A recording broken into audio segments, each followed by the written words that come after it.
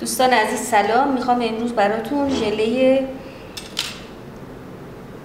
هندونه درست کنم، البته به شکل هندونه. برای این کار ما نیاز به پوست پرتقال داریم، ژله قرمز، یه مقدار کمی سیاه دونه و یه لیوان آب جوش.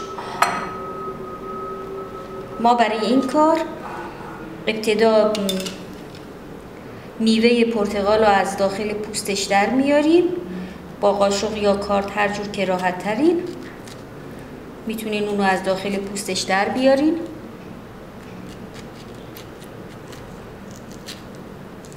ابتدا دورش رو با کارد یه مقداری آزاد میکنم، بعد با قاشق کوچیک میوه پرتقال رو از درون پوستش جدا میکنم.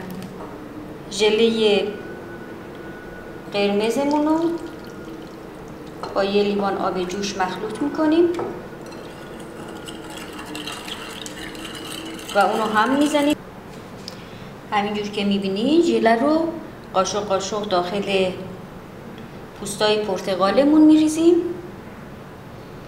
و اونا رو سعی میکنیم توی یه سطح صاف قرار بگیرن و بعد با همین ظرف داخل یخچال میذاریم که ببنده.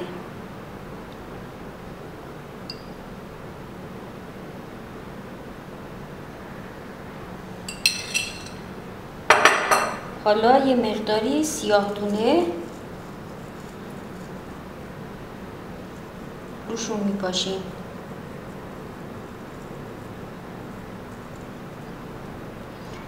این پاشیدن سیاه دونه رو میتونین بعد از برش زدن هم این کار رو بکنین.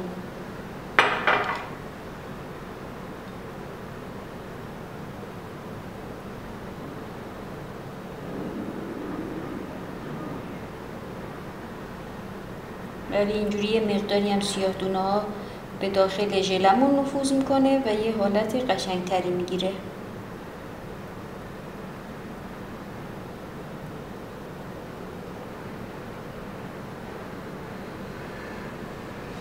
خب ما اینو میبریم که بذاریم توی یخچال. ژله ما آماده شده، ما اونو برشش میدیم.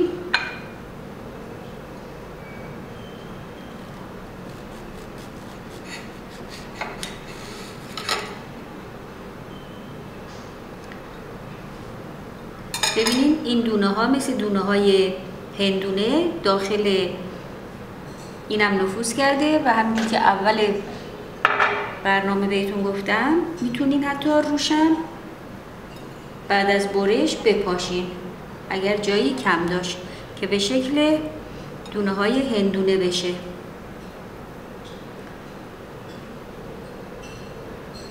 هندونه های کوچیک.